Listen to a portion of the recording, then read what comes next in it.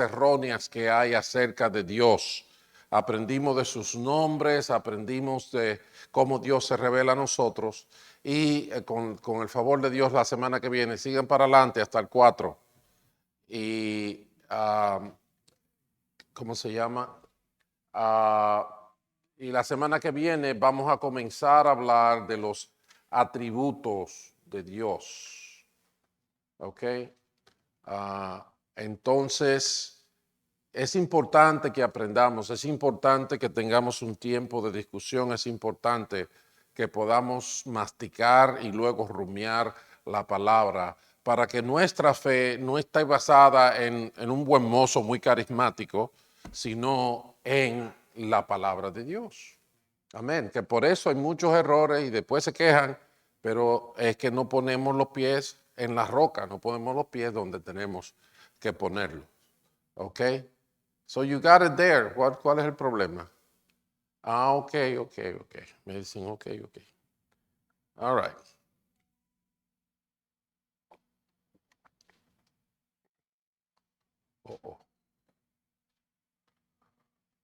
Adelante hasta el 4. Ese que está ahí. Ahí es la cosa. Ok, vámonos al aire a ver si yo oro y arrancamos.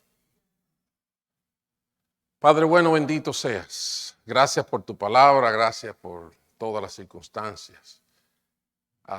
Alúmbranos, avívanos, fortalécenos y úsanos para tu gloria en el nombre de Jesús. Amén. Transformación.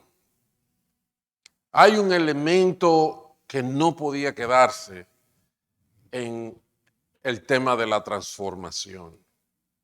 Y ese elemento es la voluntad de Dios. Y usted me pregunta, pero ¿cómo es eso? ¿Cómo se come eso? ¿Verdad? ¿Con qué se come eso? Bueno, déjame explicarte algo. Imagínense que somos escultores. ¿Saben lo que es un escultor? ¿Verdad? Es una persona que talla obras de arte con sus manos, con instrumentos, ¿verdad? Y forma de madera, de piedra, de metal, lo que sea, talla y hace una obra de arte. Supónganse que somos escultores y que tenemos un bloque grande de piedra para hacer una obra. Pero supóngase que ustedes y yo empezamos a trabajar sin saber qué es lo que queremos hacer. Imagínense cómo se puede hacer ese trabajo. ¿Qué va a pasar? Si de repente reducimos la piedra para hacer un gato y decidimos que vamos a hacer un caballo, de repente nos quedamos sin el material que necesitamos porque comenzamos a trabajar en una dirección y terminamos en otra. Cuando el escultor no sabe la obra que quiere producir, es lo mismo que nosotros estemos en un proceso de transformación sin saber qué es lo que la voluntad de Dios. Ve, el escultor no necesariamente ve la obra de una vez en la piedra, pero él sabe para dónde va. Nosotros no vemos necesariamente el resultado final de lo que Dios quiere hacer con nosotros, pero si caminamos en la dirección que tiene que ser, vamos a llegar. Y es por eso que la voluntad de Dios, yo la comparo con una brújula. Una brújula. ¿Por qué? Porque la brújula nos dirige, aunque no estamos viendo el destino final, la brújula nos indica en la dirección que tenemos que ir. Y no estamos perdidos. Aunque todavía no hemos llegado, aunque no vemos el resultado final, vamos en la dirección correcta. Así es la voluntad de Dios. En ese sentido, hablando de nuestra transformación, tenemos un norte y es la voluntad de Dios. En Efesios capítulo 5 y verso 17, el texto dice: no sean insensatos, sino entiendan cuál es la voluntad de Dios. Ya habíamos hablado aquí en la carta a los Efesios de esa obra maravillosa, de toda la provisión que tenemos en Cristo Jesús para ser una nueva criatura. Hablamos del perfil de esa transformación, ¿verdad? Que tiene aspectos de la mente, que tiene aspectos espirituales, que tiene aspectos de la conducta, de diferentes ángulos. Tenemos un perfil de la transformación que Dios quiere hacer en nosotros, y nos fuimos aún más lejos cuando entramos en el tema de la batalla espiritual y de la armadura de Dios. ¿Recuerdan eso? De que tenemos que tener el yelmo de la salvación, el apresto del evangelio de la paz, la espada del espíritu, la coraza de justicia, etcétera, etcétera. Entonces vimos viendo forma de lo que Dios quiere hacer con nosotros. Y también vimos que Dios provee los recursos en la iglesia para esa transformación. Apóstoles, pastores, maestros, evangelistas. ¿Verdad que sí? Y en ese sentido, el apóstol ahora dice: por lo tanto, no sean insensatos, sino entiendan cuál es la voluntad de Dios. Y para que ustedes vean que la voluntad de Dios es como el plasma de la realidad de la vida del creyente. ¿Saben? La sangre tiene varios componentes, ¿verdad? Los glóbulos rojos, los blancos, las plaquetas, etcétera. Pero está el plasma. ¿Qué es el plasma? Es como el río donde todo eso está. Y el río que lleva todo eso a todas partes para que hagan su función. ¿Verdad que sí? En ese mismo sentido, Dios nos da dones, Dios nos provee recursos, maestros, apóstoles, lo que sea. Dios nos da su Espíritu Santo, pero el plasma donde todo esto funciona es como la voluntad de Dios. Mientras caminamos en la voluntad de Dios, ocurre lo que tiene que ocurrir, aparece quien tiene que aparecer, se soluciona lo que tiene que solucionarse. Si prestamos atención al modelo del reino de Dios que Jesús nos enseñó, nos damos cuenta de cómo se encentra en la voluntad de Dios. Así es el modelo del reino. El mismo Señor Jesucristo nos los enseñó. Por ejemplo, cuando el Señor Jesucristo nos enseñó a orar, nos dijo al principio de la oración que digamos: venga tu reino, hágase tu voluntad en la tierra como en el cielo. En ese sentido, aun cuando vamos a Dios para procurar su bendición, para procurar sus recursos, para tener comunión con Él, tenemos que ir bajo la premisa de que su reino sea nuestra realidad y por eso sea hecha su voluntad, la voluntad de Dios. El mismo Jesús lo modeló para su propia vida. ¿Recuerdan cuando él estaba con la samaritana que en aquel pozo en Juan capítulo 4 y los discípulos le decían: Señor, te desayunaste muy temprano, ya es muy tarde, no has comido, deja a esa mujer que se vaya, que tú ni la conoces, ven, cuídate. Y el Señor: pero tú tienes que comer. El Señor le dijo: un momentito, mis hijos, mi alimento es hacer la voluntad del que me envió. Ustedes saben que el que no come, ¿qué le pasa? Entonces Jesús está diciendo: mi existencia, mi resistencia, mi realidad depende de que yo haga la voluntad de Dios. Aún el mismo Maestro nos modeló eso y nos presentó la voluntad de Dios como la fórmula del reino. No dijo él: no todo el que me dice Señor, Señor entrará en el reino de los cielos, sino aquel que hace la voluntad de mi Padre que está en los cielos. En ese sentido, la fórmula del reino está enmarcada dentro del criterio de la voluntad de Dios. Aún para el momento más crítico, de la vida de Jesús, Él modeló esto. ¿Lo recuerdan en el monte de los Olivos? Mientras Él sabía lo que iba a pasar, que iba a ser apresado, que iba a ser golpeado, que iba a ser llevado a la cruz, y Él oraba y le decía al Padre: Padre mío, si es posible, no me hagas beber este trago amargo, pero no sea lo que yo quiero, sino lo que quieres tú.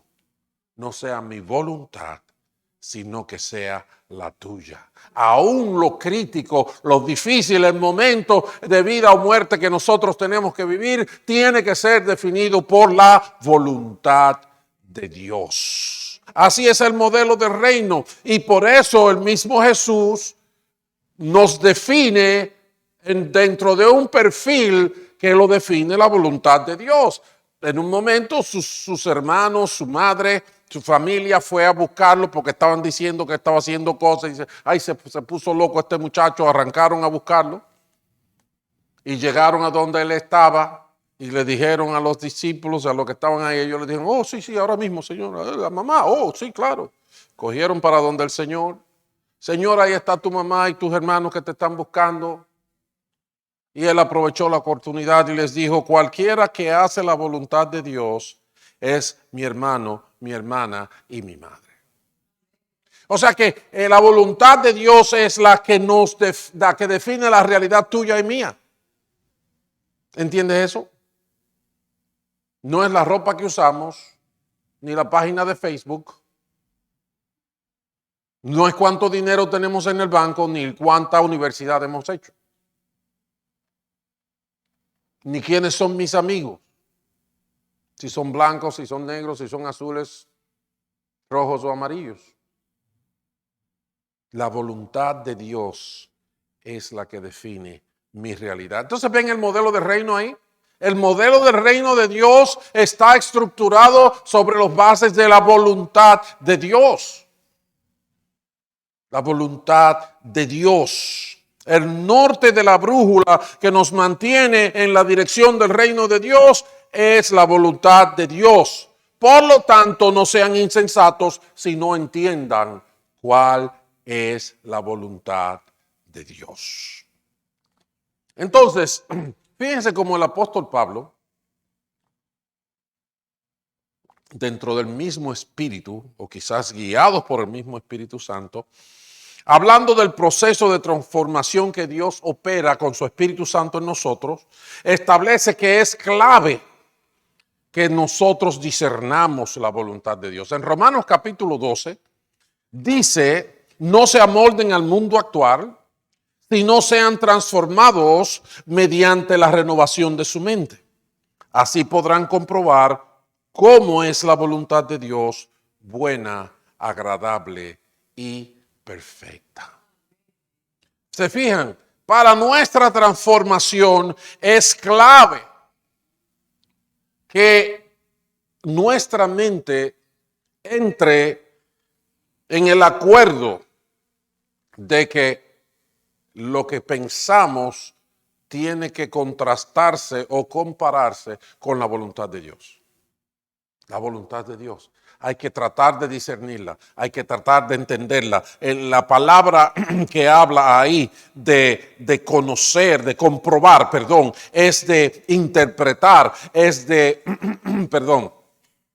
es de discernir lo que es la voluntad de Dios. Nuestra transformación comienza con un cambio de mente, y ese cambio de mente es en referencia a lo que el mundo nos ha transmitido. Y déjenme aclararle algo para que entendamos nuestra realidad. No podemos amoldarnos a una cultura que tiene siglos y siglos de pecado. El resultado de la forma como pensamos hoy y de los estilos de vida que hemos desarrollado es el resultado de no siglos, sino milenios separados de Dios. Milenios divorciados de los caminos de Dios. Milenios liberándonos de las cuerdas de Dios. ¿Entienden eso? Por eso es que cuando usted le habla del evangelio a alguien, les es raro. Como cuando Pablo fue a hablar a los atenienses, él dijo, vamos a ver lo que el loco este está hablando, qué cosa, qué locura que este tipo viene a hablar. Así nos ve el mundo. Pero acuérdense, nos ve así porque hace unos 6,000 años, por lo menos en la historia bíblica, que nosotros le dijimos a Dios, siéntate ahí que nosotros sabemos lo que vamos a hacer. Y nos alejamos de Él y Él vuelve y nos ayuda y nos da mandamientos y nos da esto y nos da pausa y nos pone en circunstancias y etcétera, etcétera. Y nos sentamos y nos paramos y nos vamos. Nos sentamos y nos paramos y nos vamos. Y hemos llegado ya, pasados Romanos 1 volando, rechazando lo que Dios dice y entregándonos a pensamientos oscuros, creyéndonos sabios, nos hacemos necios y toda clase de perversión y de confusión la estamos viviendo hoy en día. Es el resultado de siglos y siglos y siglos de pecado. Eso es lo que estamos viviendo. Entonces, si venimos al Señor, necesitamos ese cambio de mente. Sin cambio de mente no funciona, no vamos aparte. Si seguimos caminando con el casete que teníamos antes de venir a Cristo, ahí murió la cosa. No vamos a llegar aparte. ¿Sabe que cuando estaba estudiando esto y porque yo comparé esto con la brújula, no sé si saben cómo funciona una brújula, pero en la medida que la ciencia va creciendo, ustedes saben que la ciencia no es más que investigación de los fenómenos naturales para encontrar las leyes que la operan. Y por eso es que un científico se llama John Lennox, un matemático de la Universidad de Oxford, él dice que para ser científico hay que creer en Dios. Y él lo dice porque él dice, si nosotros vamos al mundo, a la creación, a la naturaleza, a estudiarla, tenemos que tener un prejuicio de que esa naturaleza tiene un orden. Y si es simplemente natural, ¿de dónde sale ese orden? Porque las leyes que nosotros conocemos son simplemente el encuentro de ese orden dentro de los fenómenos naturales. Entonces le llamamos la ley de la termodinámica, le llamamos la primera ley de la física, etcétera, etcétera.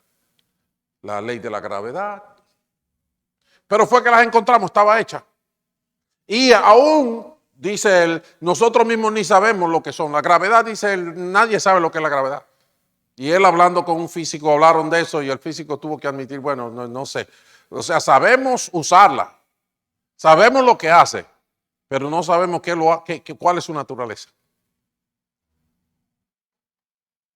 Entonces, cuando hablamos de la voluntad de Dios como una brújula, la brújula funciona con los polos magnéticos de la Tierra.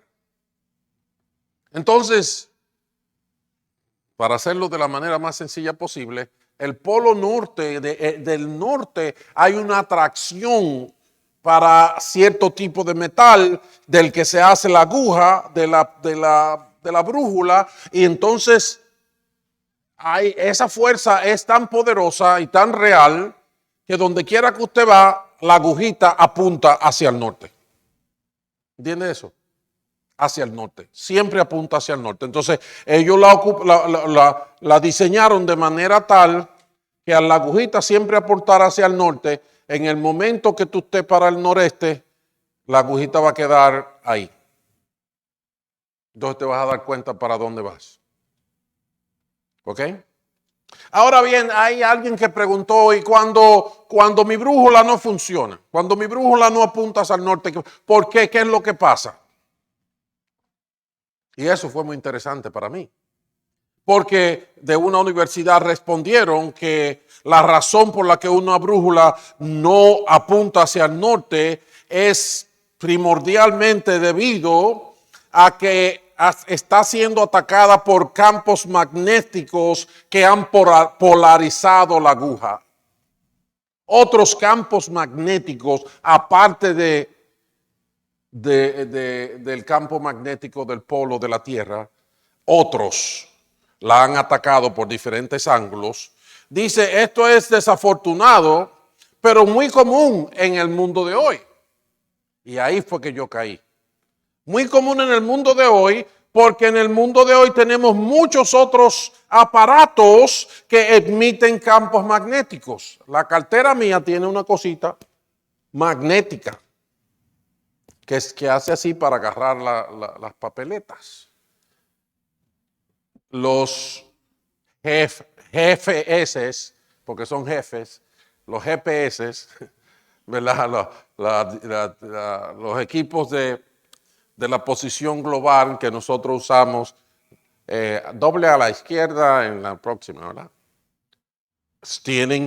Usan campos magnéticos. Los teléfonos celulares usan campos magnéticos. Entonces, asimismo, en nuestra época, la gente pierde la brújula, las brújulas se pueden dañar por los tantos otros campos magnéticos que hay. Y yo caí y dije, wow. Asimismo nosotros perdemos la dirección que Dios nos da en la vida. Nos llevamos de otros campos magnéticos, se polariza la agujita y de repente andamos perdidos llamándole norte a lo que es otra cosa. ¿Entienden eso? Las influencias, eso es lo que dice Pablo ahí en Romanos 12, no te amoldes al mundo, tienes que botar todos estos otros campos magnéticos para que tu agujita marque al verdadero norte. No se amolden al mundo. Tiene que botar el celular, tiene que botar la cartera con cosas magnéticas, tiene que botar todo lo que tenga campo magnético para que se despolarice la agujita y anote para claramente lo que es el norte. Y es la voluntad de Dios. Nuestra transformación se enfoca en la voluntad de Dios. ¿Qué es lo que dice allí? Lo dice el texto. Sean transformados, sean transformados mediante la renovación de su mente, así podrán comprobar la voluntad de Dios. ¿Cómo es la voluntad de Dios? Tenemos que dejar las influencias confusas y engañosas de los medios donde estamos. Y ahora lo que más hay es campos magnéticos de información, permítanme llamarlo así, con las redes sociales y el internet y todas estas cosas, lo que más hay son campos magnéticos que polarizan, no digo yo la agujita, te polarizan la cabecita.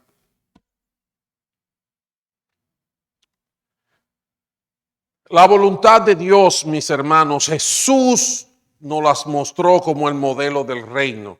Los apóstoles nos las muestra como el modelo apostólico, que es lo que define que cada uno de nosotros seamos una expresión de la voluntad de Dios. Cuando el apóstol Pablo se introduce a las iglesias a las que les está escribiendo, y pónganme atención ahí para que no se le vaya una pestaña de la palabra en este momento. Cuando el apóstol Pablo habla de por qué es importante que escuchemos lo que él estaba diciendo, él dice que la importancia de lo que él escribió, la importancia de lo que él estaba diciendo era por ser la voluntad de Dios. El modelo apostólico es guiarnos hacia la voluntad de Dios. Cuando Pablo se presenta a los corintios, dice Pablo, llamado por la voluntad de Dios a ser apóstol de Cristo Jesús. ¿Llamado por qué? por la voluntad de Dios. Asimismo le dice a los Efesios, apóstol de Cristo Jesús, por la voluntad de Dios. Se lo dice a los Colosenses, apóstol de Cristo Jesús, por la voluntad de Dios. Se lo dice a Timoteo. El modelo apostólico es un modelo basado en ser una expresión de la voluntad de Dios. Pero no solamente era lo que ellos eran, sino que también el modelo apostólico se proyecta hacia la iglesia. Y en ese sentido vemos la dinámica de la iglesia y la voluntad de Dios, que es la próxima. La dinámica de la iglesia y la voluntad de Dios. Ahí vemos en la próxima pantalla, please. Hello. Ahí. Que el apóstol Pedro habla de que nuestras vidas tenemos que practicar el bien porque esta es la voluntad de Dios. Hacemos bien no porque simplemente nos va a ir bien, no porque a la mayoría les va a gustar, sino porque es la voluntad de Dios. Si es la voluntad de Dios, aún es preferible sufrir por hacer el bien que por hacer el mal. ¿Ven cómo es la cosa? Sufrir por hacer el bien es más importante que por hacer el mal. Es más, el apóstol mismo Pedro dice que debemos de vivir el resto de nuestra vida terrenal no satisfaciendo nuestras pasiones humanas, sino cumpliendo ¿qué? La voluntad de Dios. Yo puedo terminar este mensaje aquí mismo. Yo puedo abrir la iglesia, decirles esto y cerrarla después de eso. Les toca a cada uno de nosotros vivir el resto de nuestras vidas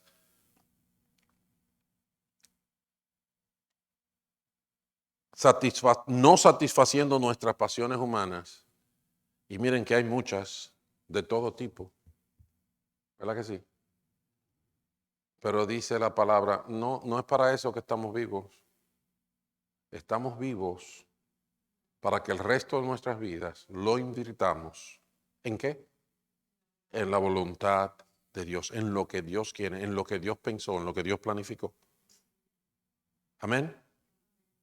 Así que los que sufren según la voluntad de Dios, confíen en su fiel creador y sigan practicando el bien. No tenemos otra alternativa. Y by the way, ahí tenemos que aclarar un postulado de la vida, y es que sufrimiento no es derrota. Sufrimiento no es derrota, es proceso.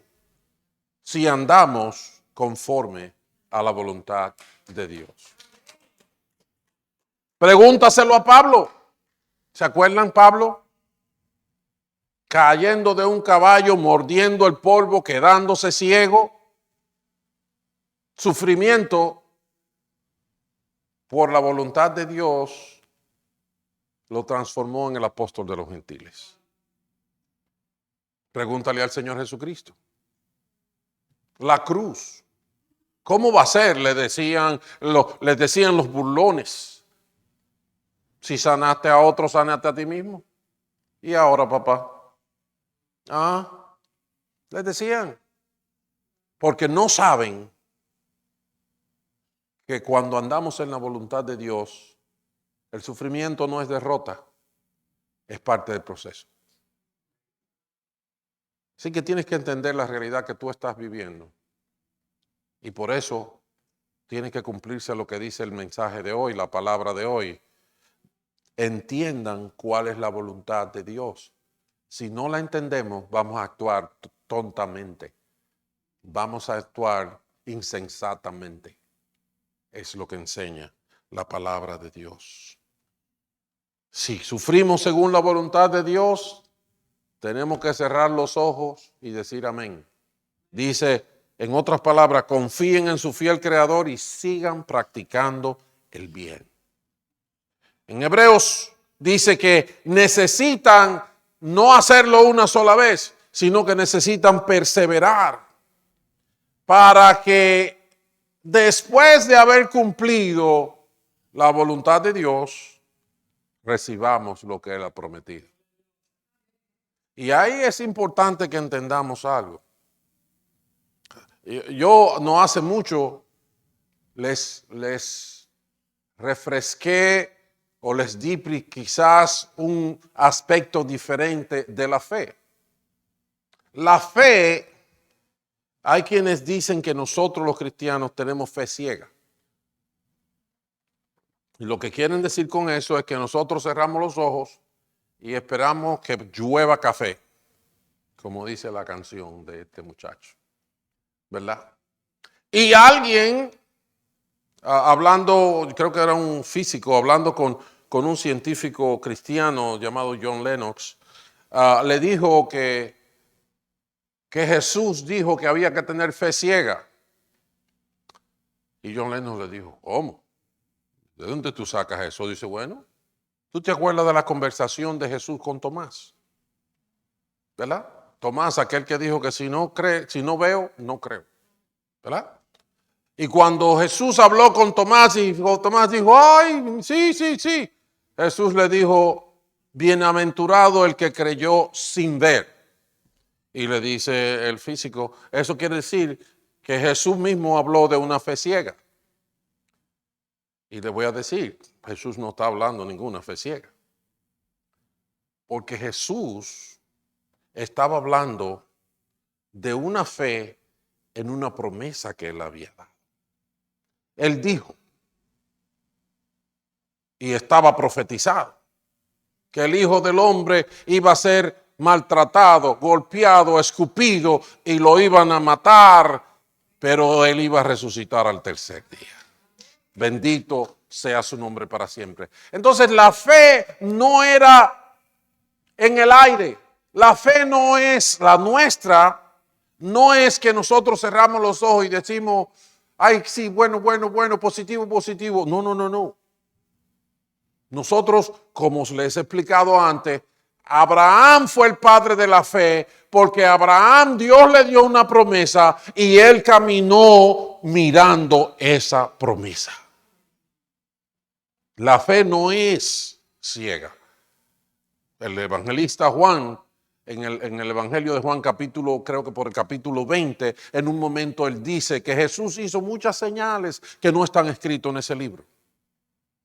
Pero que las que están escritas ahí son suficientes para que creamos que Jesucristo es el Hijo de Dios y creyendo en su nombre tengamos vida. Amén.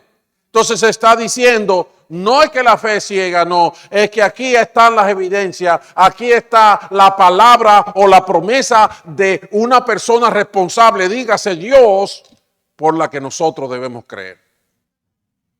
Entonces la fe del creyente no es que, ay, sí, voy a tener fe, sí, tenga mi dinero, pastor. No es de eso que estamos hablando. Estamos hablando de que Dios da una promesa, dice Hebreos 11:6, que el que se acerca a Dios tiene que creer que le hay, que Él existe y que galardona, que recompensa al que le busca. Ahí hay una promesa, acércate a Dios, Dios te va a recompensar. Dios es real y te va a recompensar. Entonces, porque creemos esa promesa, caminamos, aunque no lo vemos. Sí, así no lo vemos, pero hay una promesa, no hay una ausencia, no hay un invento, no hay una autosugestión y una autopositividad que define nuestra fe, absolutamente no. Entonces, los que sufren según la voluntad de Dios confíen en Él y el Creador. Se necesita perseverar para después de haber cumplido la voluntad de Dios recibir lo que Él ha prometido. Nuestra fe está basada en la promesa de Dios. No en mi invento, no en mi necesidad, no en mi dolor, no en mi pasión. La fe la define la promesa de Dios. Si no tienes una palabra de Dios a la que le estás dando seguimiento, tu fe es falsa. ¿Entiendes eso? Primera de Juan 2:17 dice sobre la voluntad de Dios que el mundo se acaba y sus malos deseos, pero el que hace la voluntad de Dios permanece para siempre. Ahí tienes una palabra donde poner tu fe para seguir adelante. Aleluya. El modelo apostólico es que los apóstoles dicen, estamos aquí por la voluntad de Dios. Y la iglesia camina enfocada en la voluntad de Dios. No podemos ser un escultor que vamos a empezar a dar martillazos a ver qué sale. Lamentablemente, hay mucha gente viviendo así. Me levanto porque se me quitó el sueño. Camino porque, cocino porque me da hambre. Le doy un pescozón a aquel porque me molestó. Y a aquel le doy un besito porque me hizo cosquillas. Pero la voluntad de Dios no la conocemos. Vivimos en incertidumbre. La vida es incierta. El resultado, vaya usted a saber. Vaya usted a saber. Hay un refrán hispano que dice que cuando hay ríos revueltos, la ganancia es de los pescadores. Los peces no tienen cómo defenderse. Si tu vida es un desastre, vas a perder. Si mi vida no tiene un norte, no tiene una brújula, voy a caer en manos del enemigo sin darme cuenta. Entonces, tengo un último punto que dura como 2 horas y media, así que no se desesperen. Y es, ¿cómo sé la voluntad de Dios? ¿Cómo la conozco? Estudiando el tema de Dios ahí en la clase, tuve que admitir que puedo decir de Dios lo que Dios mismo diga de Él, porque yo no tengo la capacidad para conocer a alguien tan grandioso. Mi mente y la tuya es muy limitada para poder definir a Dios. Amén. Pero de la misma manera conocemos lo que Él nos ha revelado de Él, como dice Romanos capítulo 1. Podemos ver su poder y deidad por lo que Él ha creado. Y podemos ver cómo Él se revela con nosotros como Jehová Jireh, Dios que provee las necesidades. Jehová Raá, mi pastor. Jehová Rafa, Jehová sana, mi sanador. ¿Verdad? Sidkenu, mi justicia. Nisi, mi bandera, mi estandarte. ¿Verdad? El Elión es el altísimo, el grande, el que hay que reconocer, el que hay que adorar. Conozco lo que Dios nos ha manifestado. Y para saber su voluntad hay muchas formas, hay muchas cosas, pero hay 3 fundamentos básicos para conocer la voluntad de Dios. Primeramente, su palabra. Primero, la Biblia. ¿Cómo tú sabes la voluntad de Dios? Mira lo que dice la Biblia. Hay que ver lo que Dios dice. Toda la escritura es inspirada, respirada por Dios, y ella obra el deseo de Dios y nos libra del error y de la confusión, trayendo luz a nuestras vidas para que no seamos tontos o necios incapaces de tener ningún provecho de la vida. Hay un pensamiento que estábamos discutiendo en la clase de Dios, que es el pensamiento teísta. ¿Sabe lo que significa ser teísta? Teísta es llegar a la conclusión de que definitivamente tiene que haber un Dios, pero no está aquí. ¿Ok? Un teísta es, sí, Dios está por ahí, pero Él no se mete conmigo, ni se mete contigo tampoco. O sea que Él creó todo esto, pero se fue y ya no hay quien no dejó el teléfono de donde iba. Entonces, no, el Dios de que nosotros hablamos se aseguró de que tú y yo tuviéramos una palabra segura. Y por eso nosotros tenemos lo que hoy llamamos la Biblia, esa colección de escritos que son producidos por la guía del Espíritu Santo, por el mismo Dios en muchos casos, dictando a los hombres lo que tenían que escribir. En 2 de Timoteo, Pablo dice que toda la escritura es inspirada por Dios y útil para enseñar, para reprender, para corregir, para instruir en justicia, a fin de que el siervo de Dios esté enteramente capacitado para toda buena obra. El Señor Jesucristo le dijo a los religiosos de su época: saben por qué ustedes están perdidos, saben por qué están equivocados, porque desconocen las escrituras y el poder de Dios. Si no queremos estar equivocados, si queremos conocer la voluntad de Dios, necesitamos las escrituras. En Isaías, el Señor dice que como la lluvia y la nieve descienden del cielo y no vuelven allá sin regar antes la tierra y hacerla fecundar y germinar para que dé semilla, así también la palabra que sale de mi boca no volverá a mí vacía, sino que hará lo que yo deseo. Si quieres saber lo que Dios está haciendo, si quieres saber lo que Dios va a hacer, necesitamos ver su palabra. Pedro dijo: tengan muy presente que ninguna profecía de la Escritura surge de la interpretación particular de nadie, porque la profecía no ha tenido su origen en la voluntad humana, sino que los profetas hablaron de parte de Dios, impulsados por el Espíritu Santo. La palabra de Dios es más certera y más confiable que aún la ciencia. Y ustedes me van a decir: pastor, y yo te voy a decir: sí. ¿Quieres saber una muestra? Ok, mira, tú sabes que la ciencia es progresiva.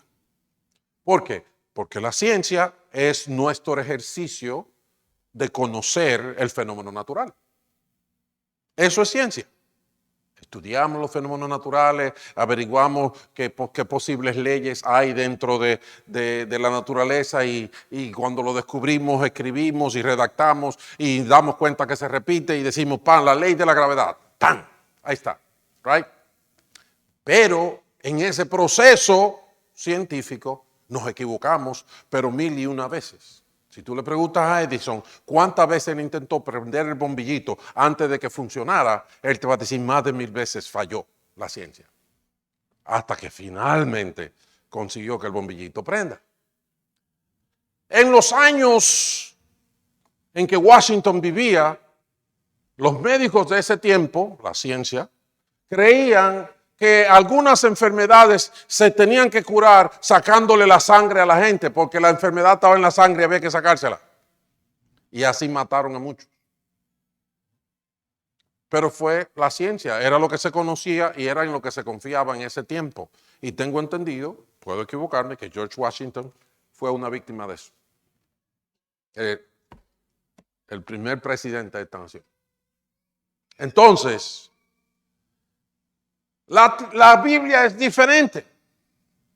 Porque la Biblia en los tiempos de Job y en los tiempos de Isaías habla de que la tierra era redonda. Hace mucho de eso. Pero ¿saben una cosa? Cada vez que la chequeamos, la tierra sigue siendo redonda. ¿Te fijas? La palabra de Dios no cambia como la cambia la ciencia. La palabra de Dios no necesita progresar porque es verdad. No es una verdad que va progresando, no, es la verdad. Punto. No es un descubrimiento, es la verdad. Y por eso te digo que la palabra de Dios es más confiable aún que la ciencia. Yo no estoy diciendo que hay que buscar un versículo bíblico para sanarse en vez de ir al médico. No me cambien la conversación ni me pongan palabras en mi boca. Yo creo que el conocimiento Dios se lo da al hombre y la sabiduría Dios se la da al hombre. Y Dios manda en su palabra que adquiramos sabiduría. Léase el libro de Proverbios para que vea. Entonces yo voy al médico, yo tengo médico. Y pensamos en el médico y para los niños hablamos de médico y vamos donde ellos. Así que no me cambie las cosas. Lo que yo estoy diciendo es que Dios conoce la verdad más que los médicos. ¿Entiende eso? Eso es lo que yo estoy diciendo. Yo no estoy diciendo que no vaya al médico de ninguna forma. Yo creo que Dios nos dio los médicos y aleluya. Lucas era médico, tengo entendido, el evangelista. Y le damos gracias a Dios por eso. Pablo le decía a Timoteo, mira, tu estómago está malo, papo, bébete un chin de vino en vez de beber agua para que te ayude. Sí, ¿ve? Medicina. No me malentiendan aquí. Entonces, Dios habla, tú quieres saber la voluntad de Dios, búscalo en la palabra. Tú no puedes venirme a decir que es la voluntad de Dios que yo deje mi mujer y me case con aquella, porque la palabra dice que a Dios no le gusta el divorcio. ¿Tú ves? Entonces no me invente. Si está contrario a la palabra, es out. No va. ¿Entienden eso? La palabra de Dios es la revelación más segura para escuchar la voz de Dios. Punto. Punto número 2. El Espíritu Santo. Oh, aleluya. Jesús dijo, yo me voy, pero no lo voy a dejar huérfanos. El Consolador, el Espíritu Santo, a quien mi Padre enviará en mi nombre, les enseñará todas las cosas y le hará recordar todo lo que he dicho. Hay que vivir espiritualmente. La palabra de Dios alumbra y el Espíritu Santo trabaja. Hace una obra en nosotros y sale un fruto. El fruto del Espíritu es amor, paciencia, benignidad. Yo no sé qué voy a hacer con estos muchachos que me van a acabar. Bueno, dile al Espíritu Santo que te dé el fruto, que te transforme, que te cambie, que te alumbre, que te hable. Óyelo, porque muchas veces él me estaba hablando y yo decía, pero ¿por qué yo me pongo a pensar tantos disparates? Hasta que me daba un cocotazo, dice, ¿tú quieres que te dé más duro? Soy yo que te estoy hablando. Entonces tuve que aprender y reconocer su voz. Jesús dijo, todo cuanto tiene el Padre es mío, por eso les dije que el Espíritu tomará de lo mío y se los dará a conocer a ustedes. Ahora, si tú no tienes fe y si tú no crees en la vida espiritual, pues esta conversación no es para ti. Pero Jesús y los apóstoles nos enseñaron que cuando uno se arrepiente, lo primero que Dios hace es perdonar nuestros pecados y sellarnos con el Espíritu Santo. El Espíritu Santo viene y comienza a trabajar con nosotros. Bendito sea Dios. Entonces, si Él nos guía a toda verdad y nos recuerda lo que Jesús dijo. Por eso la palabra misma, el Espíritu Santo nos la recuerda. ¿Entienden eso? Entonces, el primer modo seguro es la Biblia, después el Espíritu Santo, para saber la voluntad de Dios. Ahora hay otra cosa que es la más difícil, la que menos nos gusta, que Dios usa para decirnos su voluntad. ¿Saben lo que es? Yo le voy a dar a esto. ¡Pam! No funcionó. Vámonos para la próxima. No. Esa que está ahí. ¿Sabes cómo Dios habla? Dios habla a través de autoridades delegadas. Usted me puede decir, ¿de qué está hablando? Bueno, yo estoy hablando de que Dios instituyó autoridades civiles, militares, domésticas, eclesiásticas y toda clase de autoridad para que, ahí es que duele, no importando lo bueno o lo malo que esas personas sean, nosotros seamos guiados dentro de la voluntad de Dios. Por eso yo digo muchas veces, aquí puede venir alguien, bueno, o usted se puede encontrar de repente en un día que usted va a la iglesia en términos normales con una gente que sabe menos Biblia que usted y habla más malo y que no es tan buen mozo como su pastor. Y usted diga, ¿cómo ponen a predicar una gente así? Y te voy a decir el problema que tiene. Si lo puso la debida autoridad, Dios te va a hablar. Oh, tú no eres de lo que recita Jehová es mi pastor y nada me faltará. Entonces ese día sí te va a faltar. ¿O no? Yo he estado sentado ahí y un predicador que era un boxeador un viejito que no sabía hablar bien, él no sabía decir Disney World, él decía Disney World. Mi hija, Disney World, y fuimos, y esto y lo otro.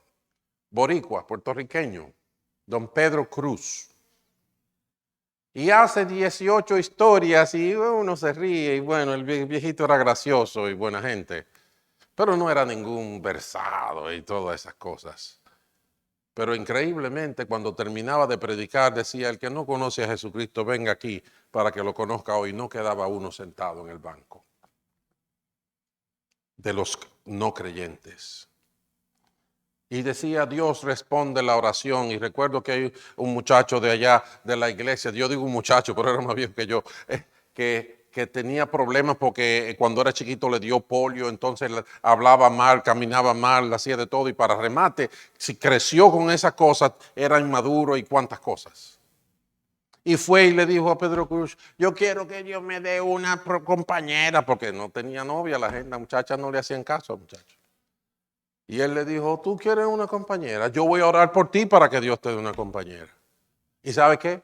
Dios le dio una compañera que todavía está casado con él.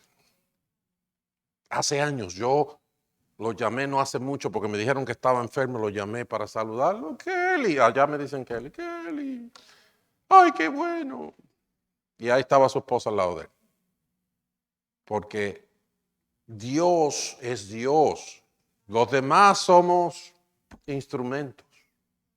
Y nosotros tenemos que creer en Dios. Y las autoridades que Dios pone, esto es lo que dice, todos deben someterse a las autoridades públicas. Oigan de lo que estoy hablando. Públicas. Pues no hay autoridad que Dios no haya dispuesto, así que las que existen fueron establecidas por Él. Por lo tanto, todo el que se opone a la autoridad se rebela contra lo que Dios ha instituido. Los que así proceden recibirán castigo. Y no está hablando ahí de las, bueno, aunque se puede aplicar en un momento, pero no está hablando ahí de la cosa espiritual, está hablando de las autoridades públicas, o sea, de los pecadores que son gobernadores, alcaldes, policías, maestros, etcétera. Oye lo que dice. A mí puede ser que no me guste, pero es palabra de Dios. Entonces, ¿tú quieres saber la voluntad de Dios? Hay que someterse. ¿Y sabe cómo lucen algunas de esas autoridades delegadas que están mencionadas ahí? Lucen como un cajón de lata pintado con 3 luces. ¿Saben lo que estoy hablando? Un semáforo. Que usted va a decir, ese pedazo de lata, que voy yo a respetar un pedazo de lata con 3 vidrios y 4 alambres. Bueno, Dios dice, hay que someterse a las autoridades públicas. No se puede estar andando por ahí sin licencia. No se puede estar hablando muchísima mentira para los taxes. Ni para ninguna otra cosa.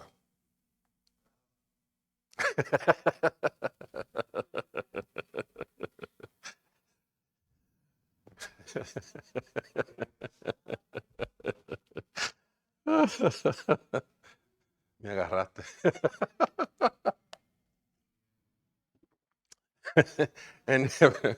En Hebreos capítulo 13, ya está hablando más de las autoridades espirituales.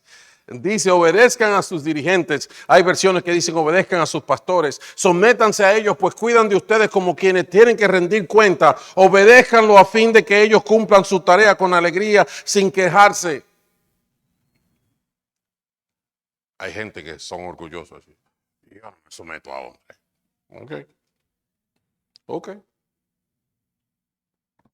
Se parece a lo del Salmo 2 que dice, los reyes de la tierra consultan unidos contra Jehová y contra su ungido, diciendo, quitemos de nosotros sus cuerdas, como, no, a mí que no me gobierne nadie. Ok. Yo no inventé eso, ni lo escribí. Cuando yo nací ya hace mucho que eso estaba escrito. Y la palabra dice, obedezcan a sus pastores, obedezcan a sus dirigentes.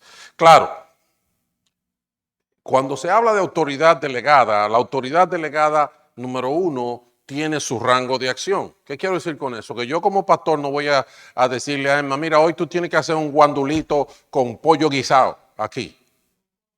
Tú sabes, y cuidado si te vas de la casa sin lavar el baño. Yo no soy autoridad de la casa de Emma. Emma me da un coscorrón rápido. Mire, pastor, no sea fresco. ¿Serio? Yo no puedo irte a decir, a obligarte a comprarle un regalo a tu esposo o a tu esposa. Yo no tengo autoridad en ese campo. ¿Entiendes eso? El policía no puede ir a mi casa a decirme de qué color tengo que pintar las paredes. Esa es mi casa, no la de él. Y él no tiene nada que ver con casa. ¿Verdad que sí? O sea, las autoridades delegadas tienen un campo de acción y dentro de ese campo tienen autoridad. El maestro de la escuela, en cuanto a la docencia y la academia, ellos tienen su autoridad. Y así conocemos la voluntad de Dios, que de eso es que estamos hablando. ¿Entienden eso? Entonces, sí, el día que yo me salga de mi función para hacer otra, ya no soy autoridad. ¿Entiende eso? Si yo me voy para tu casa a decir de qué tamaño es la televisión, ya yo no soy autoridad. Yo soy un fresco, un entrometido. ¿Ok? Pero en cuanto a lo espiritual, es mi responsabilidad. En la casa dice, hijos, obedezcan en el Señor a sus padres porque esto es justo. La cultura nueva es que los hijos desde que tienen 8 años, si se van a juntar con sus amiguitos, le dicen a su papá, vete, no te quedes. Le da vergüenza que los papás estén ahí. Hoy no solamente eso, las hijas le dicen, trancan la puerta y le ponen seguro y dicen, no, aquí no entras tú. Y sin embargo, a los que vienen a visitarla, ellas lo meten para el cuarto. Eso nunca ha pasado en mi casa, pero yo quiero saber de dónde sale eso. La palabra dice, honra a tu padre y tu madre, que es el primer mandamiento con promesa, para que te vaya bien. Para que te vaya bien. No, pero que esa mamá mía, caramba. Esa es tu mamá y esa es la voluntad de Dios. Para que te vaya bien. Nos pasan muchísimas cosas en la vida y decimos, pero ¿por qué a mí? Porque la voluntad de Dios la sabías y no la hiciste.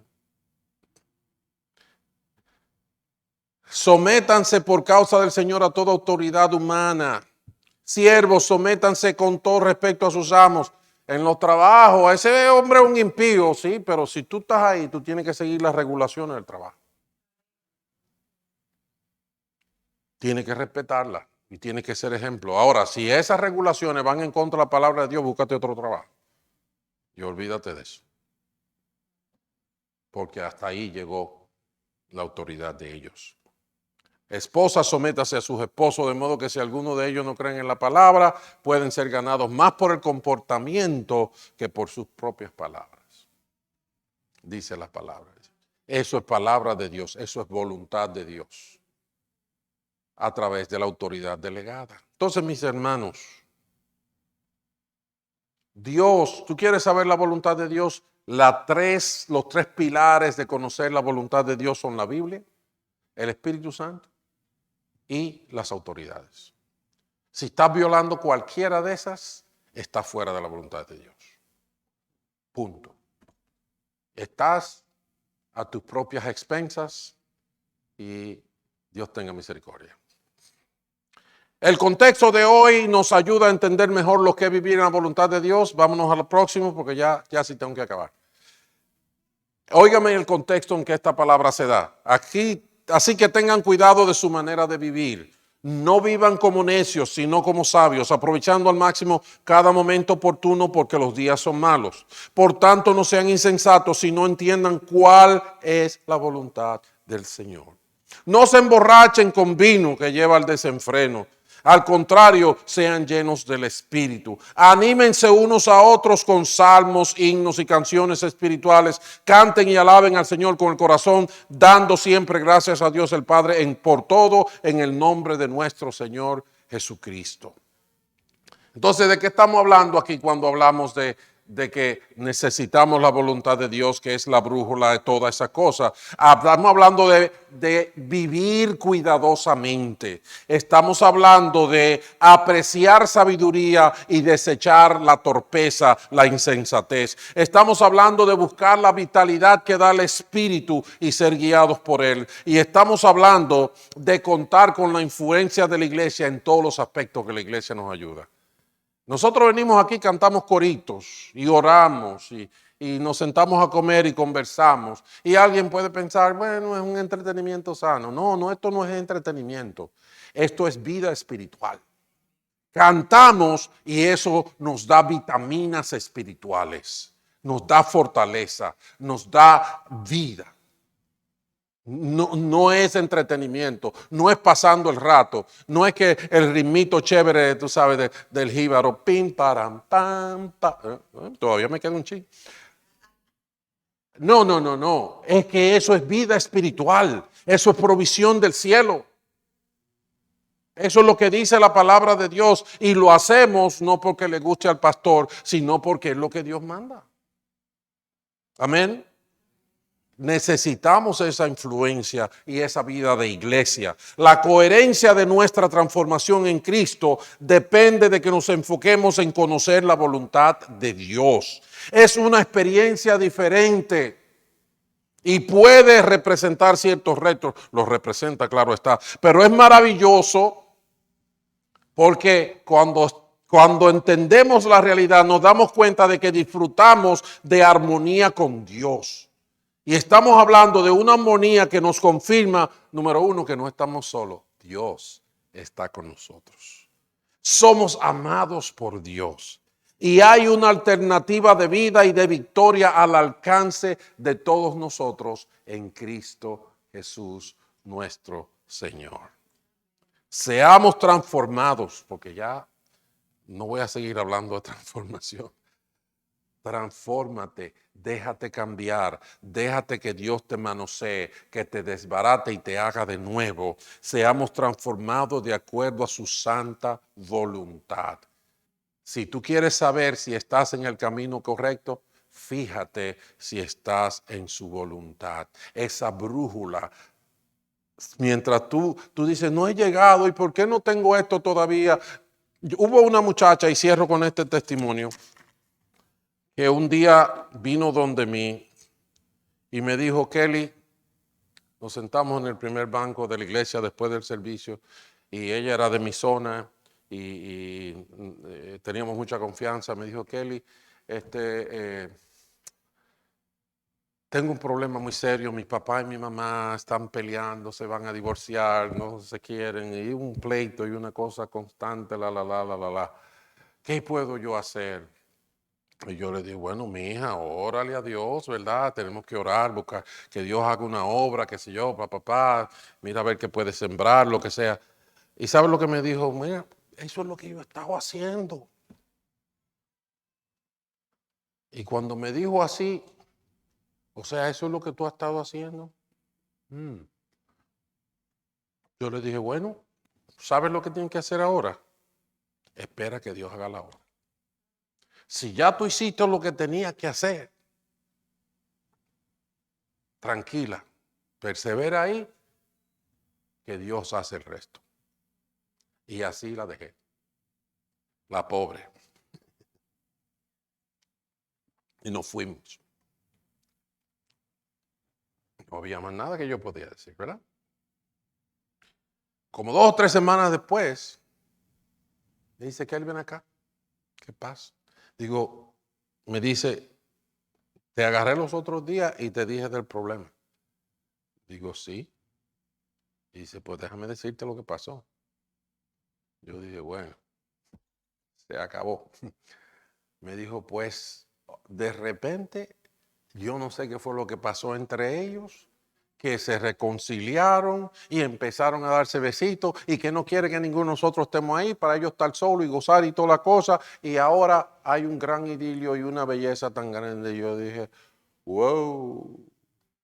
Dice, pues mira, Dios sí hizo la obra. Es así, hermanos. Si confiamos en lo que Dios dice, si caminamos en su voluntad, puede ser que ahí mismito delante de nosotros no veamos el resultado, pero llévate de la brújula, la voluntad de Dios, que vas a llegar a puerto seguro. Vas a llegar, como decía la palabra, después de haber perseverado, vas a recibir la promesa que Dios te ha hecho. Ponte de pie y vamos a orar. La gente de adoración que suba. Padre bueno, bendito sea tu nombre. Habla con el Señor. Dile gracias, Señor, porque me aclaraste muchas dudas. Dile gracias, Señor, porque tú eres bueno, porque tú eres santo y porque como tú no hay ninguno. Habla con Él, habla con Él. Dile, yo no estaba tan seguro de tu voluntad, pero ahora me siento muy animado, muy animada. Bendito sea tu nombre, te adoro Dios, te doy gracias porque como tú no hay nadie. Como tú no hay nadie. Bendito sea tu nombre, Señor. Te adoramos, santificamos tu nombre, Señor. Gloria y honra a ti. Te pido, Señor, que me aclares, que me des fortaleza, que me confirmes tu palabra, que tu espíritu me dé tu testimonio y yo pueda seguir adelante. Yo quiero glorificarte, yo quiero que tu palabra se cumpla en mi vida, Señor. Santo, Quiero, santo. Padre Santo, que tú te agrades de mi vida. Sí, Señor. Gloria a tu nombre, Jehová. Santo seas. Gloria.